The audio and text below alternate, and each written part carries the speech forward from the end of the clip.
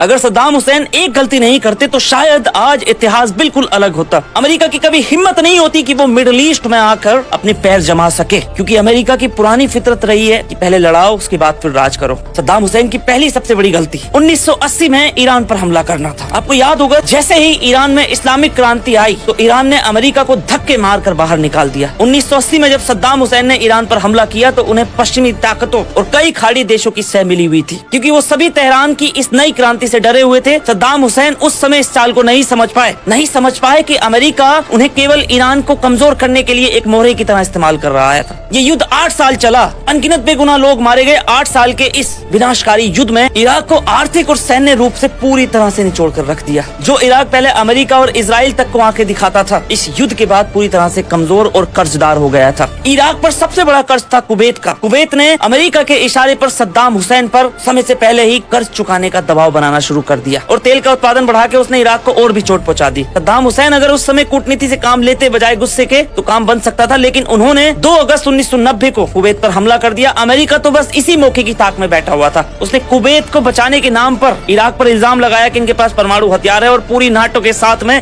Iraq पर धावा बोल दिया। अंजाम ये हुआ कि सद्दाम हुसैन मारे गए, इराक पूरी तरह से बर्बाद हुआ। अमेरिका को मिडिल ईस्ट में अपने पक्के सैन्य अड्डे मिल गए, क्योंकि डरपोक अरब मुल्कों ने अपनी सुरक्षा की जिम्मेदारी अमेरिका के हाथों में सौंप दी। अगर उस समय सद्दाम हुसैन ईरान पर हमला करने की बजाय उनसे हाथ मिला लेते तो आज ईरान और इराक दोनों ही मिडिल ईस्ट की सबसे बड़ी सुपर पावर होती। इजराइल या अमेरिका की हिम्मत नहीं होती कि वो मिडिल ईस्ट में कदम रख देते, लेकिन सिर्फ एक पॉइंट ने सब कुछ बदल दिया। आप अपनी राय दे दो। जय हिंद।